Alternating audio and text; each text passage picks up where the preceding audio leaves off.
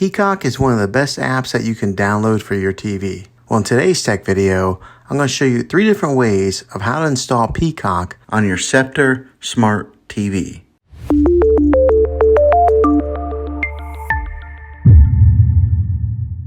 It can be really frustrating if you want to watch some of the great content that is on Peacock and you find that your TV is unable to download it. If your TV is an older model of smart TV, then it could prevent you from downloading this app.